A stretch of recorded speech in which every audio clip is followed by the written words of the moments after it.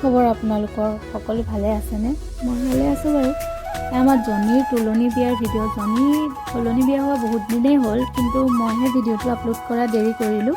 আজি ফ্ৰী পাই তাকে ভাবিলোঁ গোটেই ফটো ভিডিঅ' যিমান আছে চব একেলগ কৰি এটা স্মৃতি হিচাপে ভিডিঅ' ব্লগ বুলিও নকওঁ, এতিয়া ভিডিঅ' এটা বনাই ৰাখি ফেচবুক ইউটিউব দুটাতে ৰাখি থৈ দিওঁ আৰু স্মৃতি হিচাপে। তাই যেতিয়া ডাঙৰ হ'ব দেখাব পাৰিব, যেতিয়া ডাঙৰ বিয়া পাতিব নিজৰ ল'ৰা ছোৱালীক দেখাব পাৰিব।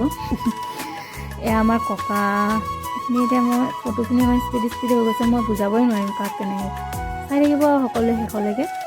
এবাৰ এয়া মোৰ মা পাপা দেই, এয়া কেনেকৈ বুজাওঁ, ইমান ফটোবোৰ স্পীড গুচি গৈছে। আৰু ফটো স্পীড নিদিলেও ভিডিঅ'টো বহুত দীঘল হৈ যায়।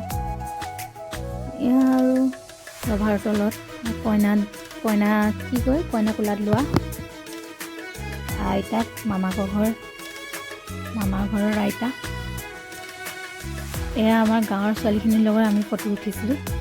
আমাৰ প্ৰিয়ংকা খুৰী দেই, এয়া বিয়াৰ শেষৰ টাইমত একে জাবৰ গাল উঠাই। মই বোলো ভিডিঅ' এটাকে কৰি